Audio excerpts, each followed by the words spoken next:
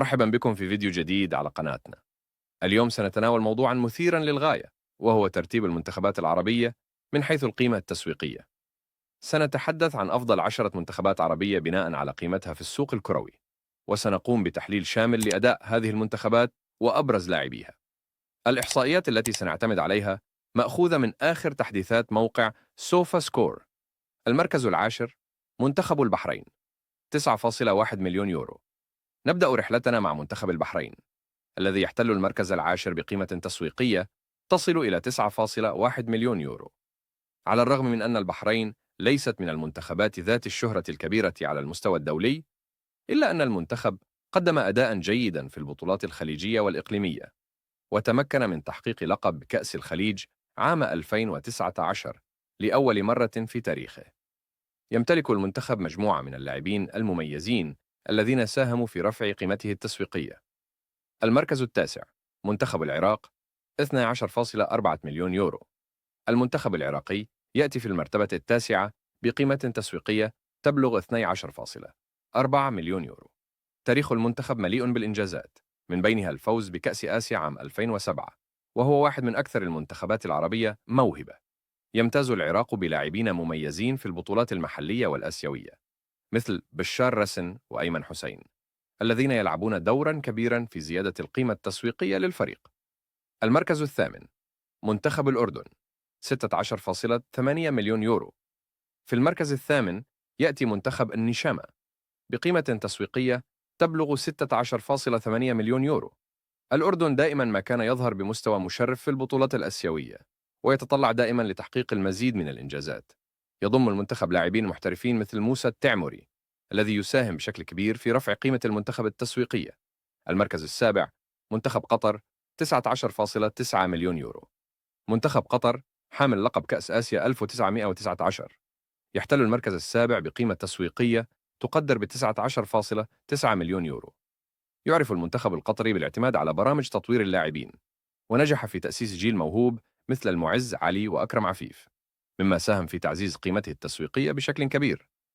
التحضيرات لكأس العالم 2022 جعلت اللاعبين القطريين محط أنظار الأندية الأوروبية. المركز السادس، منتخب السعودية، 29.3 مليون يورو. ننتقل إلى المركز السادس مع المنتخب السعودي بقيمة تسويقية تبلغ 29.3 مليون يورو. السعودية من أقوى المنتخبات الآسيوية، وشاركت في العديد من النسخ لكأس العالم. يتميز المنتخب بلاعبين مثل سالم الدوسري وفهد المولد، الذين يمتلكون خبرة طويلة في البطولات الدولية. المركز الخامس، منتخب الإمارات، 35.8 مليون يورو. في المرتبة الخامسة يأتي منتخب الإمارات بقيمة تسويقية تقدر ب 35.8 مليون يورو. المنتخب الإماراتي شهد تطوراً ملحوظاً في السنوات الأخيرة، ويضم لاعبين بارزين مثل علي مبخوت، أحد أفضل الهدافين في تاريخ المنتخب، وعمر عبد الرحمن المعروف بمهاراته العالية. المركز الرابع، منتخب تونس، 51.7 مليون يورو. نصل إلى المنتخب التونسي الذي يحتل المركز الرابع بقيمة 51.7 مليون يورو. المنتخب التونسي يمتلك تاريخاً عريقاً في كرة القدم الإفريقية والعالمية، وشارك في 5 نسخ من كأس العالم. يضم المنتخب لاعبين محترفين في أوروبا مثل إلياس السخيري وعيسى العيدوني، مما يرفع من قيمته التسويقية. المركز الثالث، منتخب مصر، 121.6 مليون يورو. نصل إلى المركز الثالث مع منتخب الفراعنة بقيمة تسويقية تبلغ 121.6 مليون يورو. مصر هي أنجح المنتخبات الإفريقية في تاريخ بطولة كأس الأمم الإفريقية ب7 ألقاب، ويعد محمد صلاح نجم ليفربول الإنجليزي هو النجم الأول للمنتخب، وقيمته التسويقية وحدها تمثل جزءاً كبيراً من قيمة المنتخب ككل. المركز الثاني، منتخب الجزائر، 194.1 مليون يورو.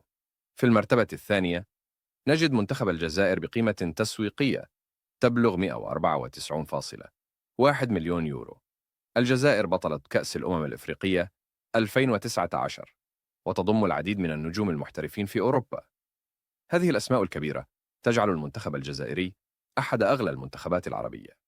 المركز الأول، منتخب المغرب، 376 مليون و600 ألف يورو.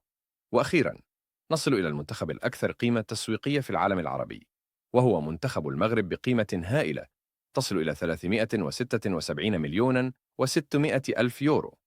يتميز المنتخب المغربي بلاعبين محترفين في أكبر الأندية الأوروبية مثل أشرف حكيمي نجم باريس سان جيرمان. هذا يضع المنتخب المغربي في قمة هرم المنتخبات العربية من حيث القيمة التسويقية، وهو دليل على جودة اللاعبين الموجودين في صفوفه.